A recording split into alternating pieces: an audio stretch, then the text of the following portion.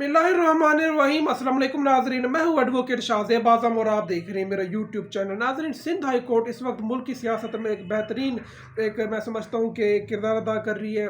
बल्कि सियासत नहीं, हाँ वैसे सियासत ही कह लें, सियासत और इंसाफ तकरीबन एक ही जैसी चीज़ें। वैसे पाकिस्तान में इंसाफ तो रहा नहीं है, लेकिन इस सूरत हाल में भी अगर कोई अदालत इंसाफ में अपनी जो किरदार अदा करती है तो हमें उसको सराहना चाहिए।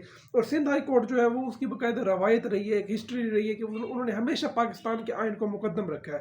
वैसे तो सिंध असम्बली ही पहली असम्बली थी जिन्होंने पाकिस्तान का आइन जो है वो बाकायदा पाकिस्तान के साथ इल्हाक भी किया था। पाकिस्तान के आइन की इन्होंने एक तरह से मंजूरी दी थी।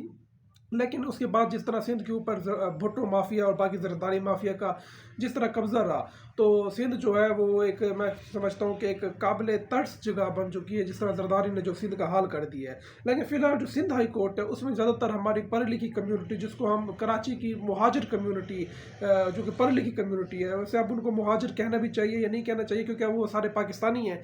तो लेकिन वो कम्यूनिटी काफ़ी पढ़ी लिखी कम्यूनिटी है और उनकी अक्सरियत है सिंध हाई कोर्ट में। यानी सिंध की अंदरूनी सूरत हाल इस हद तक ख़राब है कि सिंध से कोई जज या कोई इस तरह का बहुत ही कम तादाद है सिंधी जजों की, जो कि एथनिक सिंधी जजेस हैं। लेकिन वहाँ पर जो अक्सरियत है वो ज़्यादातर उर्दू स्पीकिंग जजेस की है। तो उन्होंने जो किरदार अदा किया है पाकिस्तान के रियासत ढांचे में या पाकिस्तान की रियासत को बचाने में, वो बड़ा कलीदी किरदार है।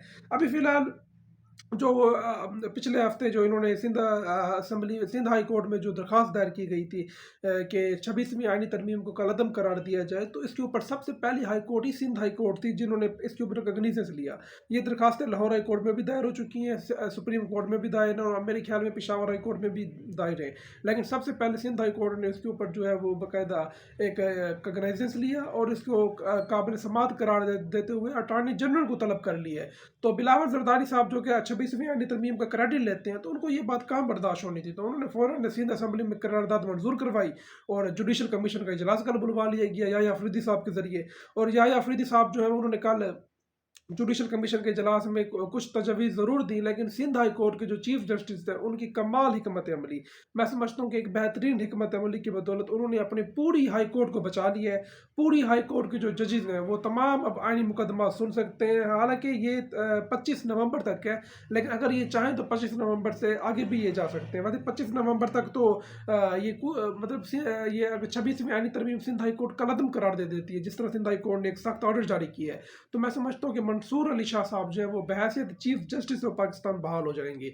उनकी बहाली यकीनी है क्योंकि जब 26वीं आईनी तरमीम ही कलअदम हो जानी है, उसकी जो मुतनाज़ शिक्की हैं, जो कि सेपरेशन ऑफ पावर के ऊपर एक हमला है, तो जब वो शिक्की कलअदम होगी तो मंसूर अली शाह साहब बहाल हो जाएंगे बहैसियत चीफ जस्टिस ऑफ पाकिस्तान। और जब मंसूर अली शाह साहब बहाल होंगे तो उसके बाद जो हमारे ख्वाजा आसिफ साहब और एहसन इकबाल साहब को जो खौफ है, तो वो खौफ उनका फिर जो है वो एक हकीकत में बदलता हुआ नजर आएगा। तो मैं समझता हूँ कि सिंध हाई कोर्ट का किरदार इस वक्त बहुत अहमियत का हामिल है। सिंध हाई कोर्ट चाहे तो 25 नवंबर तक अब उनके पास इख्तियार है कि वो अटॉर्नी जनरल को तलब करें, दलाल उनसे तलब करें, उसके बाद आईनी तरमीम को कलअदम कर दें।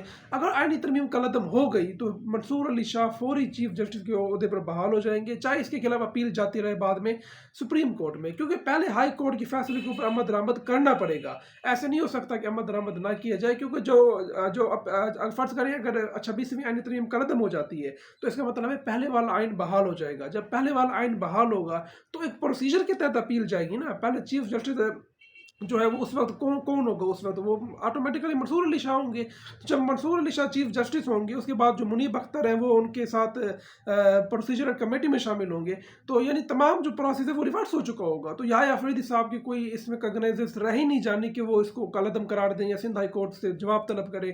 तो यहाँ पर सिंध हाई कोर्ट का किरदार काफ़ी अहमियत का हामिल है। जस्टिस शफीक सदीकी साहब जो chief justice Sindh high court है उनका किरदार बहुत अहमियत का हामिल है। और मैं समझता हूँ कि शफीक सदीकी साहब जो हैं वो एक काबिल जज हैं। उनका नाम जस्टिस उमर अता बंदियाल ने सुप्रीम कोर्ट के लिए दिया था, लेकिन काजी फैज़ हसन ने अपनी टांग अड़ाई थी और इनको सुप्रीम कोर्ट में एलिवेट नहीं होने दिया। तो उसके बाद वो अपने किरदार जिस तरह सिंध हाई कोर्ट में अदा कर रहे हैं, और सिंध के बाकी तमाम जजेस चाहे मुनीब अख्तर हो गए, चाहे इरफान सदात खान, अकील अब्बासी या मोहम्मद अली मज़हर एक दफ़ा फिसल ज़रूर गए थे, लेकिन उसके बाद जिस तरह वो आइन और कानून के ऊपर वो खड़े हुए हैं, तो सिंध से ये तवक्का बहुत ही कम की जाती है कि सिंध के जजेस भी इस तरह आइन और कानून के लिए अपना स्टैंड ले सकते सकते हैं, लेकिन उन्होंने लेके दिखाया है। जस्टिस मुनीब अख्तर हो से लेके जस्टिस मोहम्मद अली मज़हर तक तमाम जो सिंध के जजेस जो सिंध से आए हुए हैं, चाहे वो एथनिक सिंधी नहीं है, वो उर्दू स्पीकिंग जजेस हैं, वो आइन और कानून के साथ खड़े हैं। उन्होंने आइन और कानून के साथ अपना जो है वो किरदार निभाया है और अपने हलफ की पासदारी की है। और आज से 71 साल पहले मैंने अपने थंबनेल पर लगाया कि मौलवी तमीज़ुद्दीन, तो उसका वाक़े का जिक्र करना काफ़ी ज़रूरी है। आज से 71 साल पहले जब मौलवी तमीज़ुद्दीन पाकिस्तान के वज़ीर आज़म बने, तो उस वक्त जो गवर्नर गुलाम मोहम्मद साहब थे, तो उन्होंने भी उनकी असम्बली गैर आइनी तरीके से जो है वो तहलील कर दी थी और कैबिनेट भी निज़ामुद्दीन की तहलील कर दी गई थी। तो उन्होंने जो सबसे पहले जो रिट पिटीशन दायर की, वो भी सिंध हाई कोर्ट में दायर की, और सिंध हाई कोर्ट ने ही उनकी असम्बली बहाल की और उनको बाकायदा प्राइम मिनिस्टर के ओहदे के ऊपर बहाल किया। और उस वक्त सिंध हाई कोर्ट ने कौन सी जुरिस्डिक्शन इस्तेमाल की? Government of India act. यानी अभी पाकिस्तान को आज़ाद हुए 6 साल हुए थे, तो अभी पाकिस्तान का कोई आइन नहीं बना था, कोई पाकिस्तान में लॉज इस तरह से इन्फोर्स नहीं थे। तो सिंध हाई कोर्ट ने सबसे पहले जो गवर्नमेंट ऑफ इंडिया एक्ट, जो कि नाफिज अमल था अंग्रेज़ों के ज़माने से, तो उसको जुरिस्डिक्शन इस्तेमाल करते हुए जो गुलाम मौलवी तमीज़ुद्दीन की असम्बली को बहाल किया, और जो गवर्नर गुलाम इसहाक खान साहब थे, उनको जो है उनका जो आर्डर है वो नल एंड वाइड डिक्लेयर किया।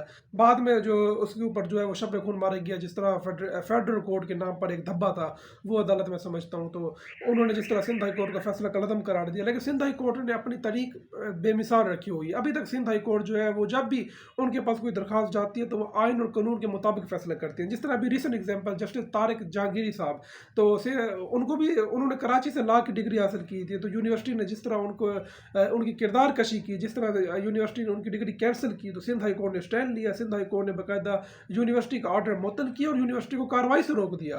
तो यानी सिंध हाई कोर्ट जो है वो पेशावर हाई कोर्ट के बाद सिंध हाई कोर्ट मैं समझता हूँ कि वो आइन और कानून के साथ खड़ी है, और हमारे जो बाकी हाई कोर्ट्स हैं वो भी आइन और कानून के साथ खड़ी हैं। तो उनको भी चाहिए कि वो इंसाफ के तेज़ तर फराहमी में अपना किरदार अदा करें, जिस तरह सिंध हाई कोर्ट और पेशावर हाई कोर्ट अदा कर रही है। तो बाकी जो अभी याह्या अफरीदी साहब हैं, वो अभी तक तो मैं समझता हूँ कि उनके ऊपर मैं कोई कमेंट नहीं करूँगा। अभी तक वो 50-50 है, यानी कभी वो उनकी पॉलिसी दूसरी तरफ चली जाती है हुकूमत की तरफ, कभी उनकी पॉलिसी जो है वो इनकी तरफ आ जाती है मंसूर अली शाह साहब की तरफ। तो उनको अपनी क्लियर कट पॉलिसी जो है वो वाज़ा करनी पड़ेगी कि भाई अब जो है वो आइन और कानून के मुताबिक मुल्क को चलाना है, या फिर जो है शरीफ खानदान और जरदारी खानदान की ख्वाहिशों के मुताबिक चलाना है। तो ये मुझे लगता है कि याह्या अफरीदी साहब एक नॉन कंट्रोवर्शियल किस्म के जज हैं, तो वो अनकरीब उनकी जो पॉलिसियाँ वो हमारे सामने आ जाएंगी। तो नाज़रीन देखते हैं जनाब, सिंध हाई कोर्ट का फैसला बहुत अहमियत का हामिल है। सिंध हाई कोर्ट अगर 26वीं आईनी तरमीम कलदम कर देती है, तो ये तमाम निज़ाम जो है, ये तमाम जितना प्रोसेस है, ये सारा रिवर्स हो जाएगा, और मंसूर अली शाह साहब जो है वो चीफ जस्टिस ऑफ पाकिस्तान के ओहदे पर ऑटोमेटिक बहाल हो जाएंगे।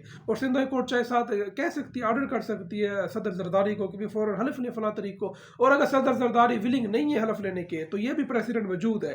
तो सिंध हाई कोर्ट जो है वो किसी को भी वो ऑथोराइज़ कर सकती है कि वो आकर मंसूर अली शाह साहब का हलफ लें। यानी जिस तरह चौधरी परवेज़ अली के केस में जब गवर्नर जो उस वक्त के अबलीग रहमान साहब थे, तो उन्होंने हलफ लेने से इनकार किया था, तो सुप्रीम कोर्ट ने साथ ये लिख दिया था कि अगर गवर्नर विलिंग नहीं है, तो साथ जो है वो सदर पाकिस्तान हलफ लेंगे। तो इस वक्त भी सुप्रीम कोर्ट लिख सकती है कि अगर फ़र्ज़ करें सदर विलिंग नहीं है, तो कोई भी आईनी ओहदा, चाहे वो हो सकता है कि किसी को भी वो क्या नॉमिनेट कर सकती है सिंध हाई कोर्ट के, वो आकर मंसूर अली शाह साहब का हलफ ले और उनको बहसते चीफ जस्टिस के अहदे पर बहाल किया जाए। तो नाज़रीन, अगला आने वाला हफ्ता बहुत अहमियत का हामिल है, बहुत सारे मुकदमात की समाअत होनी है, तो उनको हम डिस्कस करेंगे। मुझे मेरी अगली वीडियो तक के लिए इजाज़त दीजिए। अल्लाह हाफ़िज़।